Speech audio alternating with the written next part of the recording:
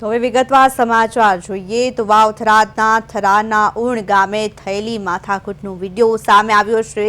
અર્બુદા સેનાના આગેવાન શીતલ ચૌધરીનું નિવેદન પણ સામે આવ્યું છે। શીતલ ચૌધરીએ મોટા ટોળા સાથે ઉણ ગામે પહોંચ્યા હતા। ગામ લોકોને સરપંચે 5 દિવસમાં દીકરી પરત આપવાની વાત કરી, પરંતુ શીતલ ચૌધરીએ કહ્યું કે અમે દીકરી લીધા વિના પાછા નહીં ફરીએ।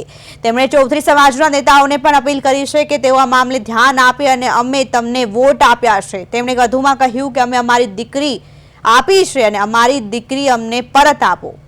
તેમણે દાવો કર્યો છે કે તેઓ શાંતિપૂર્ણ રીતે વાત કરવા માટે તેમના પર હુમલો કરવામાં આવ્યો છે।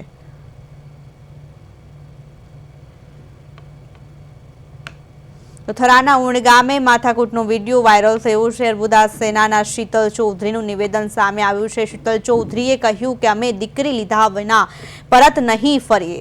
5 દિવસમાં દીકરી પરત આપવાની ખાતરી આપી હતી ને છતાં દીકરી પરત નથી અપાઈ તેવો આક્ષેપ શીતલ ચૌધરીએ કહ્યું કે અમે શાંતિથી ગયા છતાં હુમલો કરવામાં આવ્યો છે। તો વાવથરામાં યુવક અને યુવતીના પ્રેમ લગ્નને મામલે હાલ મુદ્દો વધુ ગરમાયો છે। ત્યારે ઉણ ગામે ચૌધરી સમાજ દીકરી પરત લેવા માટે પહોંચ્યો હતો।